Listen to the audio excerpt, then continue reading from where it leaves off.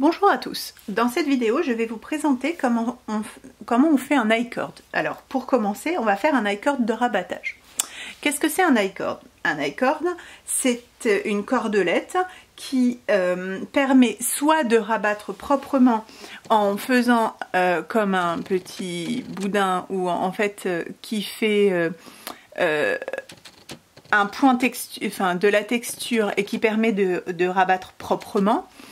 Donc ça c'est un I-cord ou une I-cord et ça permet donc de rabattre, c'est-à-dire qu'à la fin d'un châle ou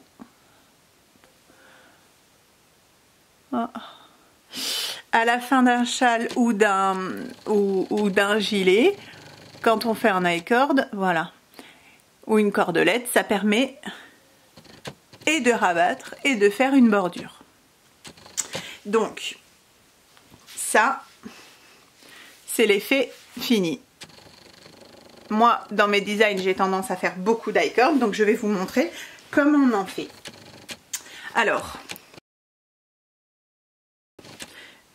je vais démarrer avec déjà des mailles sur l'aiguille. Ici j'ai 50 mailles sur l'aiguille. Et je vais prendre un coloré contrastant pour pouvoir vous montrer. Alors, pour débuter un I-cord par exemple de rabattage, il faut monter 3 mailles. Hop. Donc je monte 3 mailles, hop, sur mon aiguille.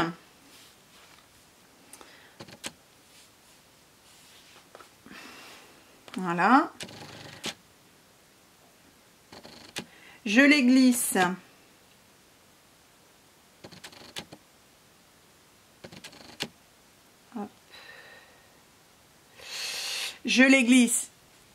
sur l'aiguille gauche et je commence. Donc je commence, je tricote une maille à l'endroit, une deuxième maille à l'endroit, et pour la prochaine je vais prendre en même temps, hop, je vous montre, je prends donc hop, par le brin arrière en même temps la maille bleu clair et la maille foncée. On appelle ça faire 2 mailles ensemble torse.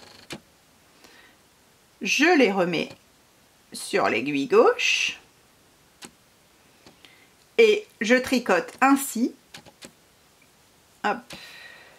Je tricote ainsi, on fait attention de ne pas prendre le mauvais fil. Donc je vais tricoter ainsi jusqu'à temps d'avoir tout rabattu. Une maille, une deuxième maille et une maille glissée torse, une maille ensemble, 2 mailles ensemble torse, pardon. Donc hop, ce qui fait que là j'ai fait une première maille, enfin 2 mailles torse, 2 mailles torse. À force, on aura à chaque fois pris une maille dans l'I-cord, ce qui fait que ça va rabattre les mailles. Donc je suis un petit peu basse, voilà. J'ai pas forcément choisi le bon fil parce que c'est du l'alpaga et vous voyez pas forcément. Voilà, maille-tor. Donc je reglisse à chaque fois mon fil, mes mailles pardon, sur la maille gauche. Je fais une maille en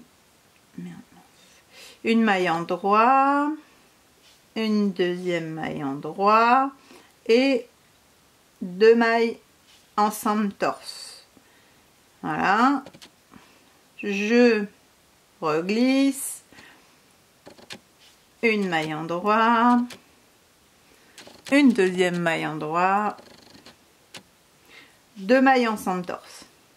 Je vais en faire quelques-unes et je reviens. Voilà, donc j'ai avancé de quelques mailles pour vous montrer. Donc ça forme un petit boudin, c'est-à-dire que c'est un petit rond, c'est quelque chose qui doit être un peu rond. Voilà, donc ça a rabattu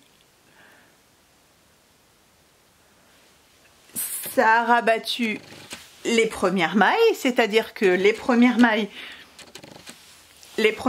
qui étaient là, ben, ont été rabattues, c'est-à-dire qu'elles n'existent plus. Et il faut maintenant, si vous voulez faire une I-cord ou un I-cord sur toute la longueur, il faut faire la même chose sur tout le reste des mailles. Donc je fais ça et je reviens pour vous montrer comment on finit le rang d'I-cord. Voilà, donc j'ai donc rabattu toutes les mailles pour faire une cordelette ou un I-cord. Il me reste maintenant 2 mailles sur l'aiguille. Donc je finis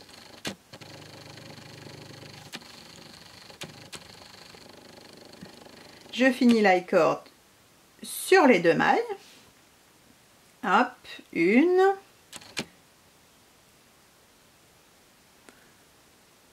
Et 2. J'ai donc fait cette procédure de glisser les 3 mailles sur l'aiguille droite et puis de faire 2 mailles endroit et 2 mailles ensemble torse. Je l'ai fait 50 fois puisque j'avais 50 mailles. Pour la dernière, je glisse les 3 sur l'aiguille gauche. Hop, mise au point. Et je prends par le brin arrière, c'est-à-dire torse, je ne sais pas si vous voyez bien, et je rabats les 3 mailles ensemble, toutes seules. Voilà, ça finit l'I-cord comme ça. Pour faire le nœud, je passe ma pelote dans la boucle, hop, et je coupe. Si je trouve des ciseaux, je coupe.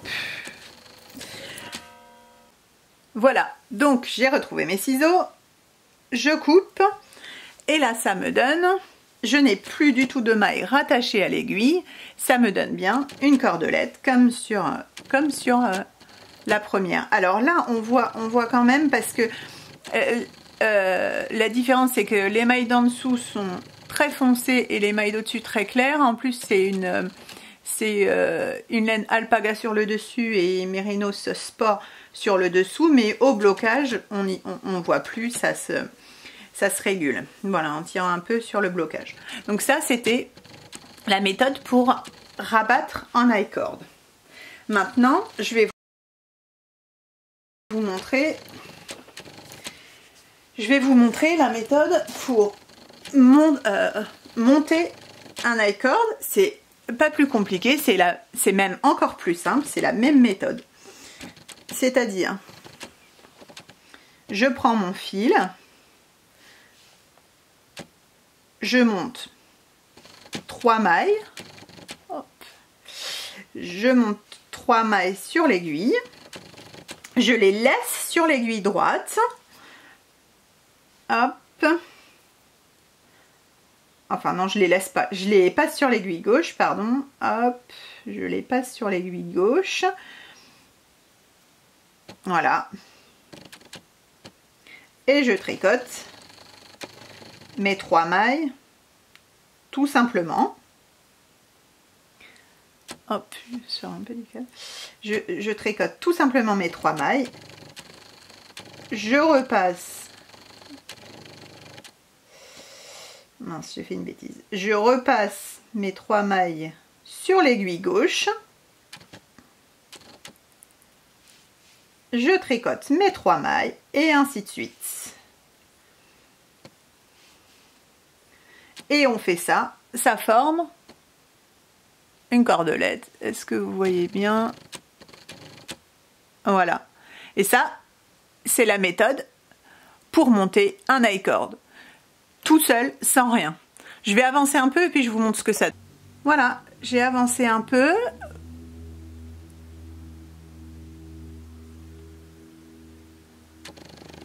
voici la cordelette.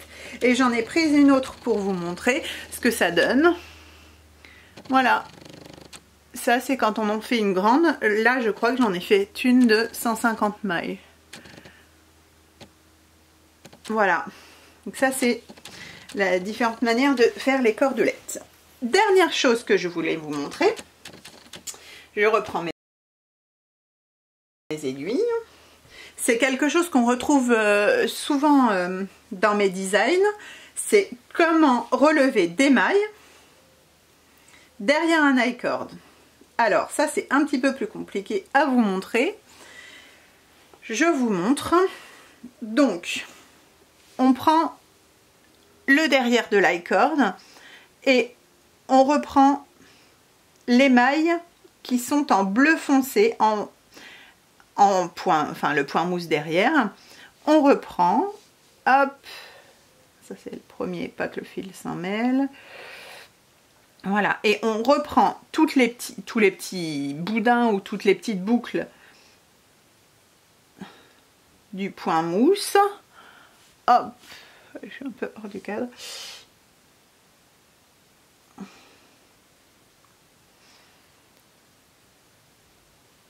Est-ce que vous voyez bien? Voilà. Donc ça, voilà.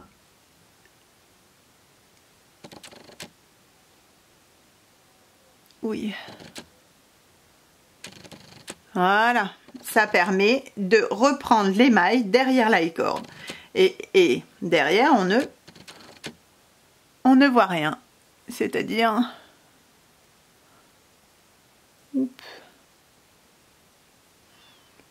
Oh, ouais, Dodo, tu fais la mise au point. Voilà. Voilà. Et ce qui permet de reprendre comme là, où les mailles ont été reprises sous l'i-cord. Il y a un rabattage plus une reprise de mailles. Alors, c'est toujours dur de relever les mailles sans que ça se voit. Là, on peut dire que ça se voit vraiment pas du tout. Je pense que si ça vous intéresse, ça peut faire partie de l'objet d'un nouveau tutoriel, comment relever les mailles. Voilà, ça c'était la partie i-cord. Pour vous montrer ce que ça donne, des i-cord finis, je vous ai montré ce châle, donc avec des i-cord au milieu et là en rabattage. Donc on utilise les deux techniques, enfin la technique pour relever les mailles et la technique de rabattage de i-cord. Là, pour celui-ci, on a utilisé la technique de monter une cordelette. Donc ça permet de faire une belle finition, un i-cord sur une bordure, ça c'est un pull sur un col, ça fait vraiment une finition très nette. Voilà. Et puis, dernière chose, sur les manches, on peut finir comme ça en i-cord, ça fait un peu plus gros. J'ai tricoté les mailles en 4 et j'ai rabattu en i-cord en 4,5 parce que l'i-cord, ce qu'il faut savoir, c'est que ça resserre. Donc si vous voulez resserrer, vous utilisez la même taille d'aiguille. Si vous voulez que ça ne resserre pas trop, il faut utiliser une taille au-dessus. Voilà. Et dernière chose, une fois que les 3 mailles ont été rabattues ensemble, il faut rentrer la couture. Voilà. C'est quand même assez net. Voilà, vous savez tout. Alors à bientôt pour un nouveau tutoriel.